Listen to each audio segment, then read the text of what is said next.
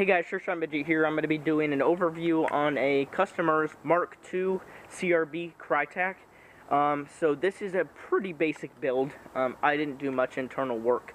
Basically, he said he took this to an airsoft shop, and they said that, oh, the BTC Mark II can't go into the gun.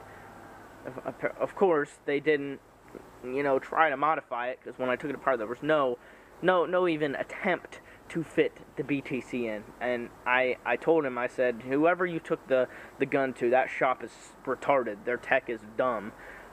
Because all you have to have is a Dremel to fit any BTC into a KRYTAC. It's not that hard. So he sent it to me, which ended up costing him more money, of course, because of shipping. It costed roughly about $40 to send it to me and send it back. So of course he was willing to send it to me. He knew that I could do quality tech work, so he went ahead and did that. So let's just start from the back. KRYTAC stock, crane stock, KRYTAC Defiance pistol grip, KRYTAC Mark II body, great shape. This gun's probably a few months older, or it might be older, he just hardly ever fielded it. A KRYTAC CRB front rail, of course key mod. He's got key mod segments. It looks like they're made by Vism. If you flip it upside down, you can see Vism. So he's got one on the bottom, which it looks like he mounted something on there. He did not include any accessories, but I assume he has a grip, and then probably a flashlight right there, and then there's a pressure pad probably. I assume that's probably for his pressure pad for that flashlight. It actually has a black flash hider, so I think the Mark IIs are starting to come with the black flash hiders in the box.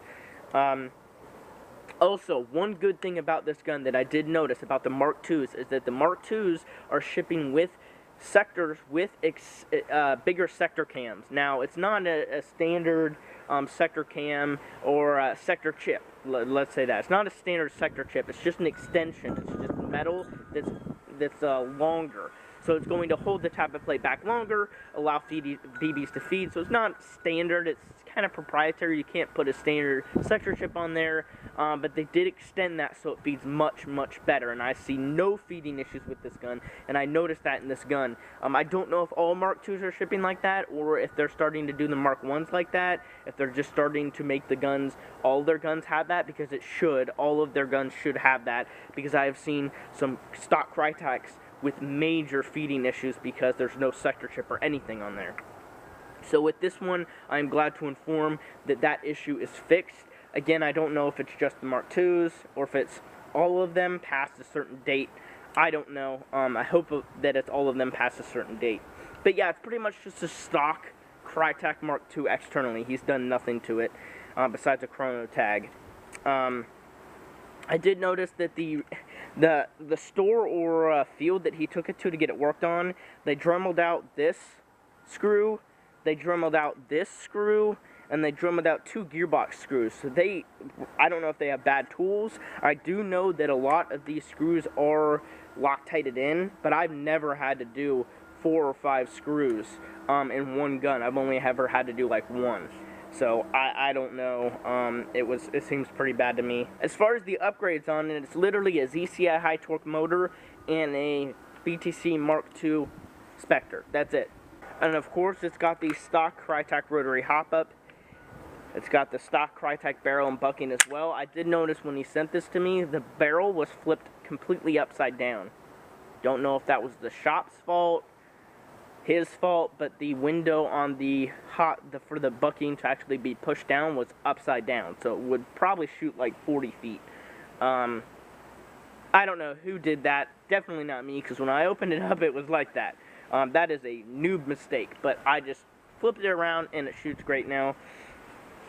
So let's go ahead and chrono it. Alright, so the battery that I'm using is a 1200 milliamp 15 to 25C. So it is a small battery, low milliamp, low C rating.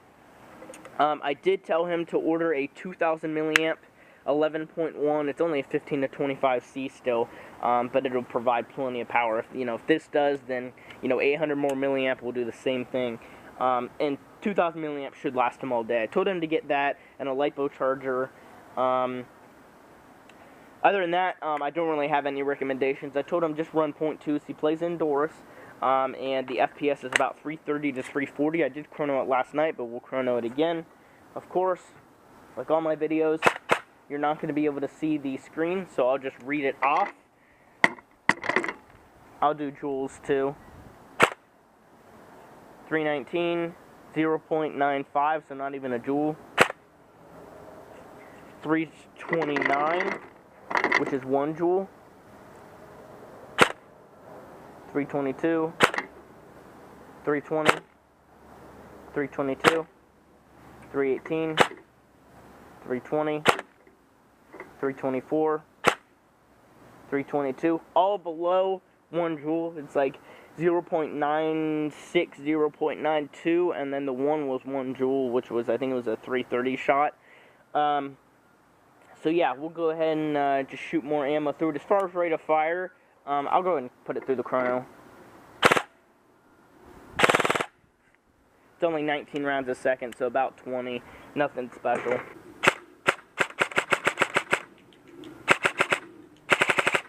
It is overhopped.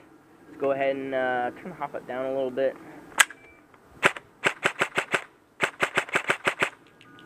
Shoots so well. Alright, side note, after turning the hop up down, it's hovering around 330, 325 FPS. It went up just about 5 or 10, and it's a little bit more consistent than it was.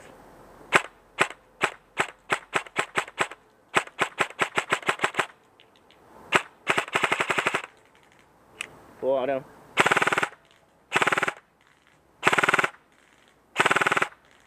Super consistent. All those BBs are literally hitting in the same spot.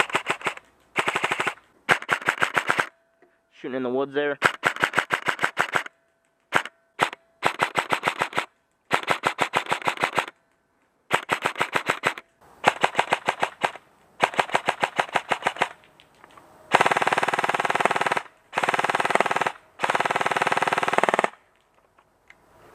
As far as the settings on the BTC, I did 20 milliseconds of precocking and then medium active braking. That's it. So the active braking's not even on high, and it's still getting really crisp trigger response. And it's cutting off fine, it's not overspinning. I've never gotten overspin shot. It just shoots great.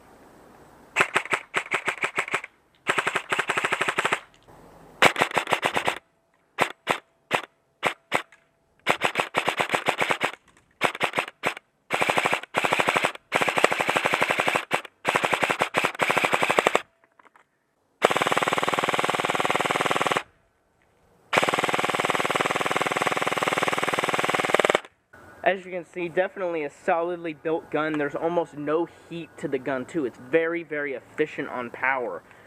I put all 5 mags through this gun in the matter of probably 4 minutes, and there's almost no heat to this battery. Nothing that would start bloating it or anything if it was a brand new one or anything.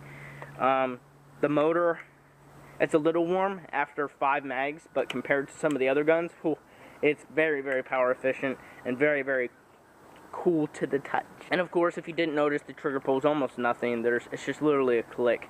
There's no play to it whatsoever. He's definitely going to enjoy this gun. He's going to be able to roast some kids indoors. And of course, like I said, it's well built considering, you know, I was doing some mag dumps there. And that is with the stock piston. With stock pistons, you know, KRYTAC pistons are pretty good. It should be able to hold up considering it's a low FPS spring. It's not high rate of fire on full auto by any means. 20 rounds a second is pretty slow, very slow. But if you have any questions, let me know. Thank you so much for watching. Sorry, it's kind of bare bones on the outside of the gun, but it performs so well, so I just figured I gotta make a review on it. It's a freaking nice gun. It shoots really good. And honestly, every time I install a BTC, I just have to make a video on it because they're so fun to shoot. So if you have any questions, let me know, and I'll see you on the next video.